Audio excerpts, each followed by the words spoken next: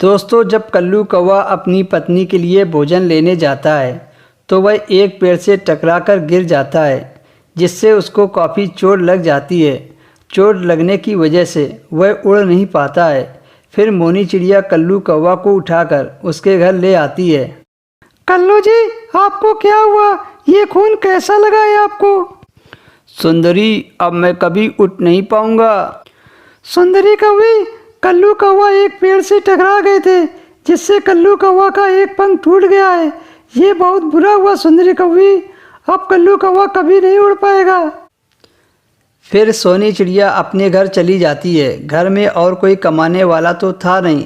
धीरे धीरे घर का सारा राशन खत्म हो जाता है। अब तो कल्लू की एक बेटी भी थी, उसके लिए कहीं न कहीं से भोजन लाना ही पड़ेगा। कल्लू जी, तुम मेरे बच्चे का ख्याल रखना। मैं जाती हूँ, कहीं ना कहीं से जुगाड़ करके लाती हूँ, नहीं तो मेरी बेटी भूखी रह जाएगी। सुंदरी कभी घर से निकल जाती है। उसको तो कुछ पता ही नहीं था कि भोजन कहाँ मिलेगा, क्योंकि वह कभी घर से बाहर नहीं निकली थी। वो बस उड़े जा रही थी। तभी उसको एक आम का बगीचा दिख जाता है। उसमें पके फल लगे थे। सुंदरी वहाँ जाकर एक आम तोड़ लेती है। वो बगीचा तो उल्लू का था। फिर उल्लू और डोलू कौवा वहाँ पर आ जाते हैं। तुम्हें शर्म नहीं आती चोरी करते हुए? भागो यहाँ से, नहीं तो मैं पुलिस से पकड़ा दूंगा। उल्लू सुंदरी कौवी से ऐसे ही कहता है। फिर सुंदरी कौवी डोलू कौवा को पहचान लेती है। उल्लू चाचा, इन्हें कुछ ना कहें, ये मेरी भाभी हैं। डोलू कौवा, तुम अभी तक जिंदा हो। मैंने तो सोचा कि तुम कब का मर गए होगे। तुमने तो जीना सीख लिया। इसने सिर्फ जीना ही नहीं सीख लिया है, बल्कि ये आम का बाग भी डोलू कौवा का है। ये बहुत मेहनती है और तुमने इसे बोझ समझकर घर से बाहर निकाल दिया था।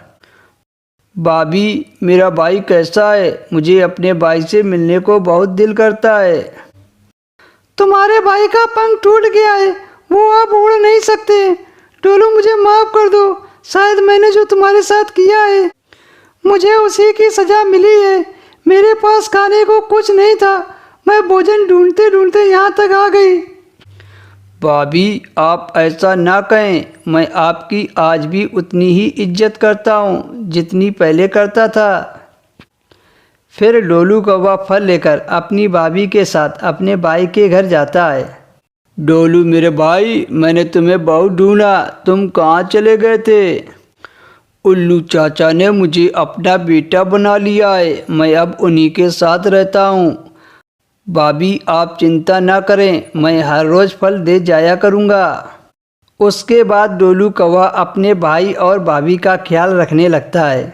दोस्तों, अपनों से कभी रिश्ता नहीं तोड़ना चाहिए। अपने कभी न कभी काम आ ही जाते हैं।